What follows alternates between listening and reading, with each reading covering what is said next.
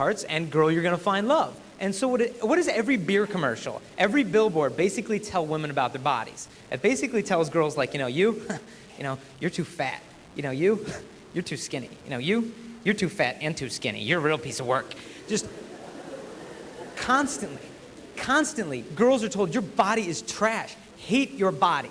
5 minutes later, they tell you worship your body. And during that confusion and a girl's sincere desire to find love and be found beautiful, she may look at Cosmo and 17 magazine, thinks, well, that's a cute outfit. Maybe if I dress like that, I'll meet a nice guy, and maybe we'll find love. Well, it sounds like it makes sense, but what happens is this. If we guys are very visual when it comes to sexuality.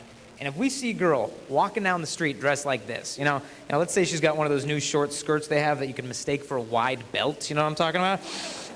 They're like belly buttons sticking out, and her top's made of like saran wrap or whatever this is, and spaghetti straps. And we see her walking down the street. We think that she's trying to tell us, like, hey, boys, the greatest thing about me is my body. And we'll look at her and we'll be like, I agree, that's a nice body. But if her sexual value is the first thing that draws me to a woman, I might think that that's the best thing she has to offer. Forget her friends and her dreams and her family. I want to get to know the body. And a guy might say or do whatever necessary to get access to her body. And if she gives him access thinking, oh, maybe he'll like me more, usually what happens is the guy loses respect because he gets bored. He moves on, and she's left there thinking, well, maybe if I'd been skinnier, he would have liked me more. Maybe if I'd done more with him sexually, he would have stayed longer. He might not have stayed longer, but he would have used her longer, but her heart's made for better kind of love than that. And guys get used too. We all know the pressures go both ways. But with modesty, I'm not saying like girls, I want you to look as ugly as physically possible. I don't want you girls like show up at your prom like with this, this huge dress on, and your boyfriend sees you. He's like, modesty, wow, girl, you're looking good there in your shapeless plaid ankle-length jumper, hey, that's a nice potato sack, stay home. Modesty does not mean a girl tries to look ugly. It doesn't dampen down your allure. Modesty means a girl takes the beauty of womanhood and uses it to teach men about her dignity. Because I tell you, I never knew how to treat a girl till I dated one in college who dressed modestly, and it was captivating. Because you could take her seriously as a woman, because she wasn't trying to constantly make boys gawk at her body so she'd feel secure. And she had a good figure. She could have dressed like, hey boys, check it out. But the way she dressed said like, hey boys, frankly, I'm worth waiting to see. And under that humility was something radiant you could not get bored with, because that girl had that deeper reverence for herself. By the way a girl dresses, by the way a girl dances, you can tell if she wants you to treat her like a gentleman or not. And as Christina said, a guy will be as much of a gentleman as a woman requires. And I'll grant you girls, you have the power to turn a guy's head, but you also have the power to turn a guy's heart. Girls, if you want a guy to think you're special, that you're intelligent, that you're worth respecting, showing us your belly button won't help, because we guys are so visual. And I'll grant you girls, it's so hard as a guy to be pure nowadays with our thoughts. We need your help. Guys don't like to ask for help. You ever drive with a guy who's like lost? He'll drive to South America before he finds the convenience store because it's a pride thing.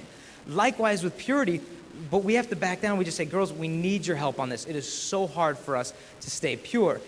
The girls have power in this to shape the way that the whole world looks at women, so tap into that. Now, I'll put Barbie away for now. Well, sorry, she's okay, she's still smiling. But girls say, well, Jason, if I can't dress sexy, how am I gonna make a guy like me?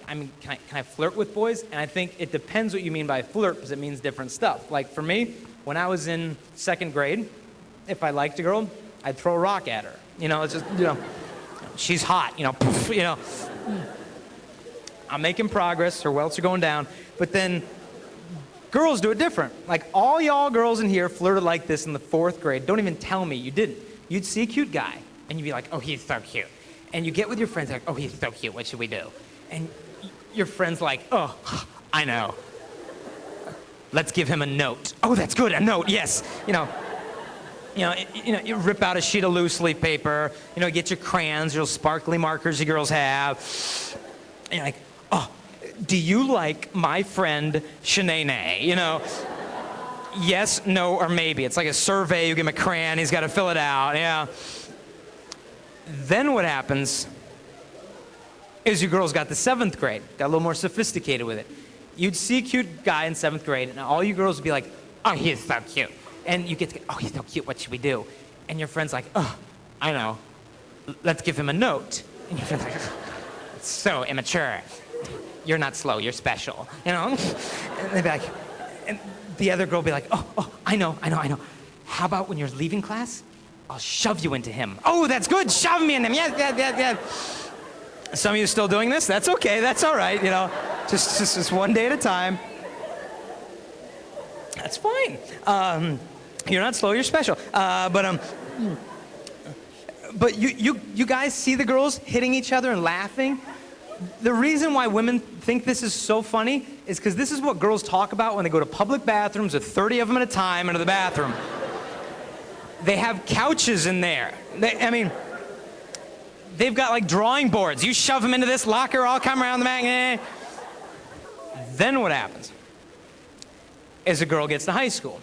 Culture basically tells girls, first day of high school, girls, look, you've got something the guys like, better than notes, better than getting shoved into. You've got your body. You can give it to a guy. Guys will like you more. So the girl begins with this mentality, okay, let me get this straight. Hooking up and making out with different guys at the party, that's not a big deal. Then she thinks, well, doing this with a guy, it's not a big deal. Doing that with a guy, it's not a big deal. But so long as I technically stay a virgin, I'm being good. Because those girls at school are so much worse than I am, so I'm still being good, and that's not a big deal. And by the time it's said and done, this girl convinces herself that the priceless gift of her body, it's not a big deal. Something starts to die in the girl. I read about this guy, I think he lived in Texas. This dude was sleeping, and his dog started barking. Comes to the backyard, and the dog is there barking at a bush in the backyard. And the guy's like, well, that would be a bush. That's brilliant. Shut up. Go to bed. He goes to sleep.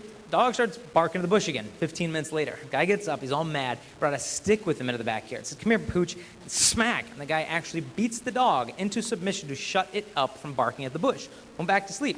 It's like 2:45 in the morning. Dog starts freaking out, growling at the bush again. The guy threw a fit, cocked a gun, came into the backyard. This guy actually shot and killed the dog in the backyard and went peacefully to sleep. Then what happened is the robber who was hiding in the bushes got out of the bushes, walked over the body of the dead dog, came inside this guy's house, apparently killed him in his sleep, and robbed everything that he owned. And that dog is our conscience. And I've said to my conscience, dude, shut up. Don't remind me I shouldn't be doing this with this girl. Dude, shut up. Don't remind me I should be looking at this. Dude, shut up. And then I kill the voice, do it anyway for the sake of excitement, and I think I'm free. I'm not doing what my parents want. I'm free. And then I think, dude, if I'm so free, why am I so empty afterwards all the time? This is freedom. Now we're getting married in 11 and a half days. Not that anyone's counting. But with our wedding coming up, we're setting the foundation for our love together. We're doing different things. Like number one, there's no way that we're going to live together before we get married. You know, shack up and cohabitate. You know how some couples live together, they play house for a little while, test drive each other, then they get married? You ever check out what their divorce rate is in marriage for couples who cohabitate then marry? They have a divorce rate of 8%. 8 out of 10 of them get divorced because they don't know what makes love work. They think you can just test drive each other. Number two, no way are we going to sleep together before our wedding night. If I had sex with Kristalina tonight, I would be lying to her. My body would be saying, I give myself totally to you. I belong completely to you. Everything that I'm giving is yours. But it'd be a lie. I don't belong to her. I'm not her husband. Even if my intentions were good, the embrace would be a lie. A movie came out a while back called Vanilla Sky, and in it, Tom Cruise sleeps with this girl, and after they have sex, she says to him, she says, your body is making promises to me, even if you won't. And the embrace of sex is that promise. I give myself completely to you. And unless I'm married, it's simply not true. And you might be thinking, okay, Jay, look, I get it. Okay, Jason, you shouldn't use a girl. But Jason, what if it's not like that? What if it's not like every time you get together, you're having sex? What if you really love each other and you totally agree that you're ready for this? Why can't you have sex? I'd say step back. What is love? Love means you do what is best for your beloved. So why are we abstinent? It's not because we're afraid of pregnancy or disease. It's because of love. It is so simple because love can wait to give, but lust cannot wait to get. It is the love test. And only when love is put to the test can its value be seen. So have the courage to apply it. A couple of things. The first and foremost, for those of you that are in a sexually active relationship, to take the sex out and really see what your relationship is based upon. Because if you take the sex out, it will give you the clarity of mind to step back and say, okay, is this love or is this lust? Are they using me? Do they really love me? What's going on? And really put your love in the light and see what it's made of. Because if you take the sex out and you end up fighting and arguing, you end up breaking up, you're probably better off without that person to begin with. But if you guys end up staying together, what peace